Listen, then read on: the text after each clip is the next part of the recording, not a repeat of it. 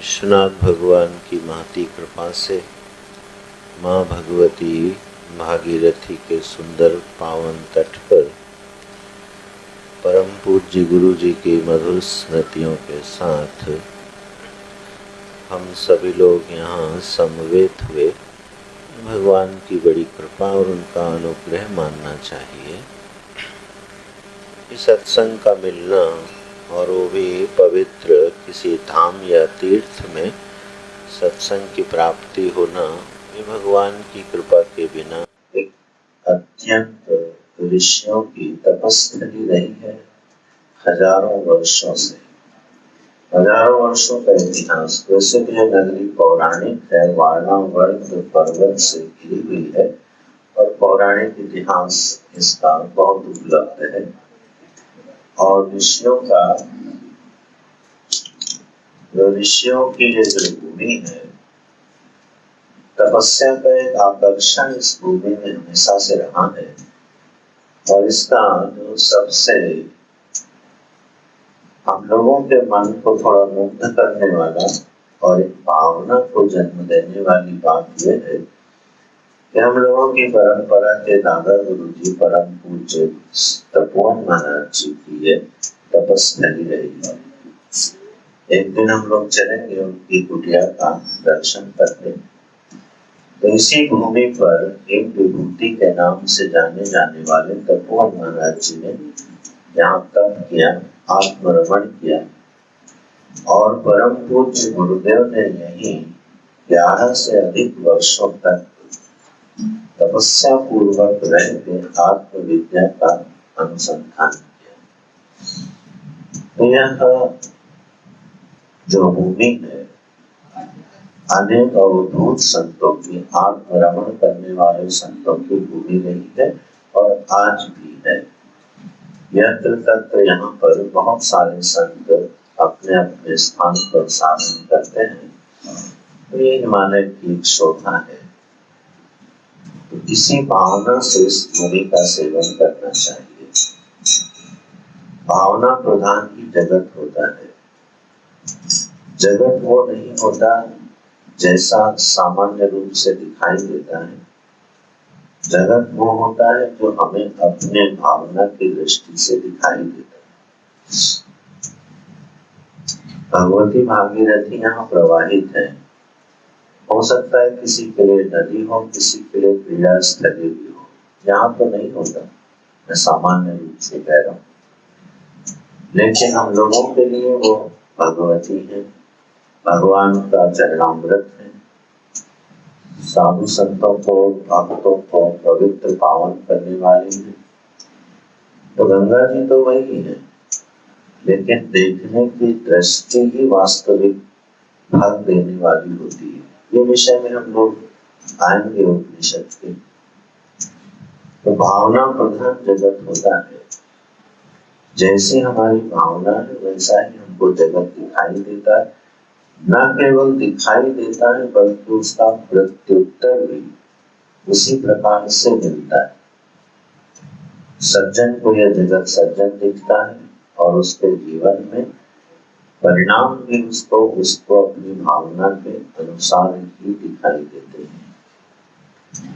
वस्तु में ये कह रहा हूँ कि यह भावना के स्तर पर हम लोगों के लिए यह भूमि बड़ा महत्व रखती है। और सौभाग्य से इस भूमि पर मुझे कई वर्ष रहने का सौभाग्य मिला। ये स्थान जहाँ हम लोग बैठे हैं, यहीं पर और पास में जो नदी क्षेत्र है, हम लोग भिक्षा लेने आते थे। यहीं से भिक्षा लेके प्रातः काल अपनी कुटिया में जा करके संतों के बीच में रहते। अध्ययन अध्यापन की परंपरा होती है। बीच में मैं यहाँ के 2 संतों को बुलाऊंगा, दर्शन कराऊंगा। विद्वान और विभूतियां यहाँ विराजमान है। तो इसी भावना से हम लोगों को अब उपनिषद का अध्ययन करना चाहिए। उपनिषद तो ब्रह्म विद्या है, जीवन की आखिरी विद्या है। तो यथामति यथासंभव भगवती श्रुति को हम लोग समझने का प्रयास करेंगे। उससे पूर्व जैसा कि उल्लेख था कि इस बार कुछ सूर्योपासना का अभ्यास भी किया जाएगा। तो उसको हम लोग कल से करते हैं, आज हम परिचय देते हैं। उपासना क्या होती है? उपासना का मतलब होता है जो अदृष्ट, अव्यक्त, अननुभूत परमात्मा है, उसका अनुभव करने की जो सीढ़ी है, जो साधन है, उसका नाम उपासना होता है। जो जीवन के अनुभव, जो जीवन के तथ्य अभी हमारे जीवन में प्रकट नहीं है, ईश्वर की महिमा, ईश्वर की सत्ता, ईश्वर का प्रभाव, ईश्वर के हमारे जीवन में उपलब्धि का स्वरूप, ऐसे बहुत सारे तथ्य हैं जो अंधकार में, जिनके बारे में हमारे पास निश्चित प्रमाण नहीं है, निश्चित अनुभव नहीं।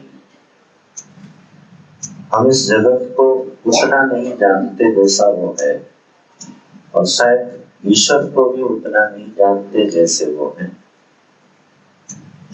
तो भगवान का हमारे जीवन में प्रभाव कैसे बढ़े, हमारे जीवन में भगवान की भगवत्ता की उपलब्धि कैसे विस्तार को प्राप्त हो गए, उस साधन का नाम उपासना होता है। बहुत बार सुना होगा आप लोगों ने, उपमाने समीप और आसन माने बैठना। परमात्मा के समीप बैठने का नाम उपासना होता है। तो ईश्वर के हम समीप हैं, ईश्वर हमारे समीप है, इसकी जो उपलब्धि है, इसका जो अनुभव है, उसी की प्रक्रिया का नाम उपासना होता है। और उपासनाएं जीवन में बहुत है, माने जो पौराणिक और वैदिक सम्मत उपासना शास्त्रों में है। उपासना का जो मूल तत्व है वो ये है कि उपासना में हमें किसी आलंबन की आवश्यकता होती है। बिना आलंबन लिए, बिना आश्रय लिए हम उपासना नहीं कर सकते। असंभव है कि हमारे जीवन में कोई आलंबन ना हो और उपासना हो जाए, ऐसा होता है। अहम रहो उपासना में भी अहम आलंबन होता है। तो हम आलंबन किसका लेते हैं? और आलंबन हम अपनी मर्जी से नहीं ले सकते। आलंबन जो है वह श्रुति बताएंगी, वेद बताएंगे, पुराण बताएंगे, शास्त्र बताएंगे, गुरु बताएंगे, आचार्य बताएंगे। हम जिसका चाहे उसका आलंबन लेके पूजा नहीं कर सकते, वो फलीभूत नहीं होती है। परमात्मा सर्वत्र है, सब परमात्मा की ही मूर्ति है। तो हम किसी भी पत्थर को पूजने लगेंगे, किसी भी पेड़ को पूजने लगेंगे, ऐसा नहीं होता। आंवले का वृक्ष पूजा जाता है, वट का वृक्ष पूजा जाता है, पीपल का वृक्ष पूजा जाता है। ये बबूल का वृक्ष और बिच्छू घास को पूजते देखा आपने? बिच्छू घास जिसको छूते हैं वो दंश करती है, और बबूल जिसमें कांटे लगे होते हैं, आज तक आपने किसी को उसकी आरती उतारते देखा? क्यों? सर्वत्र परमात्मा है, वहां भी करोगे तो भाव बन जाएगा, लेकिन ऐसा संभव नहीं। उपासना कहाँ होनी चाहिए, कैसी होनी चाहिए, इसका बिल्कुल निश्चित विधान है, और बड़ा विधिवत विज्ञान सम्मत विस्तार है जीवन में उपासनाओं का। तो कुछ वैदिक उपासनाएं होती हैं, कुछ पौराणिक उपासनाएं होती हैं।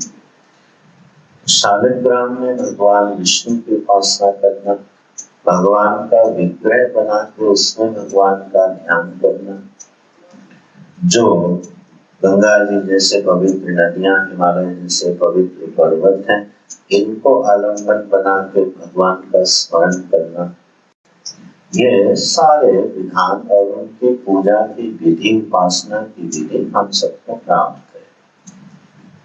वेदों में जो सबसे सशक्त आलंबन उपासना का माना गया है वो है सूर्य, जिसको आप अग्नि भी कहते हो।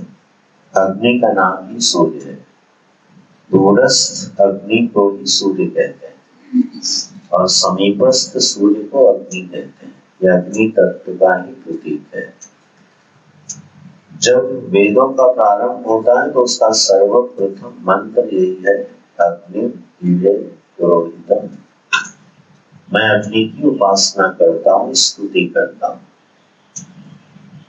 तो जो आलंबन है वह जितना वैदिक होगा, शास्त्र सम्मत होगा, विधि सम्मत होगा, हमारी उपासना उतनी सशक्त होगी, मजबूत होगी, अनुभव पर्यवसायी होगी। तो सूर्य को पूरे श्रुतियों में, वेदों में बहुत सशक्त आलंबन माना गया है परमात्मा की आराधना करने का। 4 से 5 उपनिषद भगवान सूर्य को समर्पित है, चाक्षुषोपनिषद इत्यादि। तो उसी में से कुछ पौराणिक मंत्रों के अनुसार हम लोग भगवान सूर्य का ध्यान करेंगे, सूर्य भगवान की उपासना करेंगे, हिरण्यगर्भ के रूप में, परब्रह्म परमात्मा के रूप में। और ये बिल्कुल प्रत्यक्ष आलंबन है, सर्वदा उपलब्ध है। इन्हीं सूर्य की उपासना करके कर्ण महारथी हो गया। बड़े बड़े संतों ने भगवान सूर्य की उपासना करके दिव्य ज्ञान को अपने भीतर प्रकट किया। अगर आप वर्तमान में कोई दृष्टांत चाहते हो तो गोवर्धन पीठाधीश्वर जी के जो गणित विद्या है वो भगवान सूर्य से प्राप्त है। सूर्य पर, गणित पर उन्होंने 90 से अधिक ग्रंथ लिखे हैं और दुनिया के बड़े बड़े गणितज्ञ उनके पास समाधान के लिए आते हैं, चर्चा के लिए आते हैं, जबकि उन्होंने जीवन में कभी मैथमेटिक्स पढ़ी नहीं। उनका विषय गणित नहीं रहा, उनका विषय साहित्य रहा, संस्कृत रहा। तो ये गणित का विज्ञान उनके हृदय में कहां से प्रकट हो गया? तो स्वयं उन्होंने अपने श्रीमुख से कहा कि यह विद्या हमको सूर्य की रश्मियों से प्राप्त हुई है। तो हिरण्यगर्भात्मक जो भगवान सूर्य हैं, जब हम उनका आवाहन करते हैं, आराधना करते हैं, हृदय में स्थापना करके उनकी उपासना करते हैं, तो हमारा जीवन तेजस्वी होता है, ऊर्ध्वगामी होता है। और तब शायद हम आत्मविद्या के रहस्य को आत्मसात कर पाए, क्योंकि ब्रह्म विद्या बचा पाना बहुत आसान काम नहीं है। ब्रह्म विद्या को समझ लेना शायद कभी आसान लग जाए, लेकिन उसको आत्मसात कर जाना ये थोड़ा दुर्लभ काम होता है। और उसके लिए हमें बल चाहिए होता है उपासना का। परम पूज्य गुरु जी एक बार बोले कि दत्तात्रेय जी महाराज इस सदी के बहुत बड़े विद्वान हुए। तो कक्ष में बैठे थे तो बोले कि तुम लोग क्या समझते हो कि दत्तात्रेय जी किताबें पढ़ पढ़ के विद्वान हो गए, ग्रंथ रट रट के विद्वान हो गए। दत्तात्रेय जी उपासना के बल से विद्यावान हुए।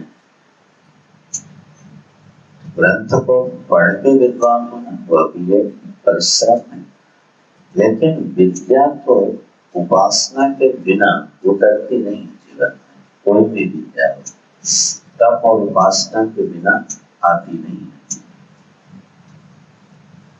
भगवान सूर्य की उपासना है। भगवान भास्कर का हृदय में आवाहन करना चाहिए। अभी आपको एक 3 पृष्ठों का एक प्रिंटेड पत्र मिलेगा, उसमें कुछ पौराणिक आवाहन का एक मंत्र है, भगवान सूर्य के 12 नाम है और ब्रह्मा जी के द्वारा की गई स्तुति है। तो वो इस दौरान आप पाठ कर सकते हैं और प्रातः काल जब बाहर निकले और भगवान सूर्य का उदय हो रहा हो तो उदय होते हुए भगवान भास्कर को देखकर इन नामों का उच्चारण करें, उनको अपने हृदय में महसूस करें और प्रेम से उनका आह्वान करते हुए जप करें। ऐसा भी 6-7 दिन किया जा सकता है और इसका निश्चित रूप से लाभ होगा। तो ज्ञान हिरण्यगर्भात्मक सूर्य, जो कि इस उपनिषद के अंतिम मंत्रों में भी सूर्य भगवान का वर्णन आएगा। मंत्र ईशावास्य उपनिषद के आखिरी के मंत्रों में सागर सूर्य देव की प्रार्थना करता है, उपासना करता है। इस तरह से सूर्य देव का हम लोग ध्यान और आराधन करेंगे। अभी 12 बार मैं नाम लेता हूँ और आप दोहराएंगे। उसके बाद ये पुस्तकें ईशावास्य उपनिषद की पुस्तक और यह उपासना के मंत्र आप लोग अभी प्राप्त कर लेना। हम लोग 12 बार भगवान सूर्य को हृदय में ध्यान करते हुए नाम लेते हैं। मैं बोलता हूँ, आप दोहराइएगा। पहले सविता गायत्री, एक भगवान भास्कर की कई गायत्री है, उसमें प्रसिद्ध गायत्री है। ओम आदित्याय विद्महे सहस्रकिरणाय धीमहि तन्नो सूर्यः प्रचोदयात्। ओम आदित्याय विद्महे सहस्रकिरणाय धीमहि तन्नो सूर्यः प्रचोदयात्। ॐ आदित्यम् आवाहयामि हृदये स्थापयामि सर्वोपचारार्थे गन्धाक्षतपुष्पाणि समर्पयामि। ॐ आदित्याय नमः।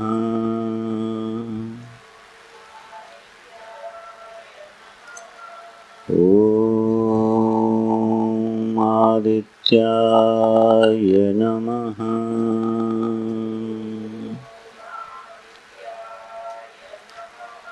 ॐ आदित्याय नमः।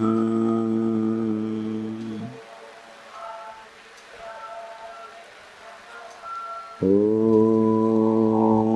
आदित्याय नमः।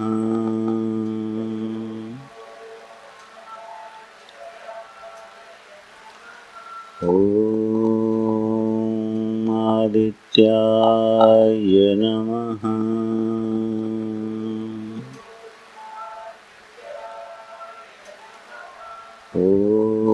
ॐ आदित्याय नमः।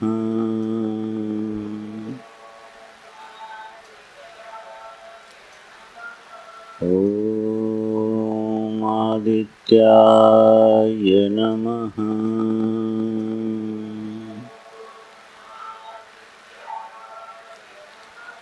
ॐ आदित्याय नमः।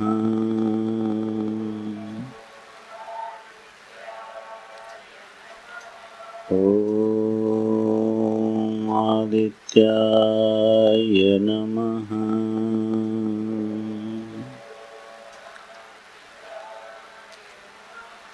ॐ आदित्याय नमः।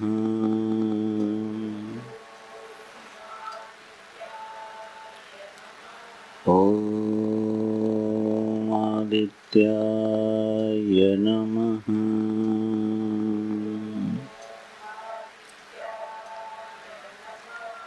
ॐ आदित्याय नमः।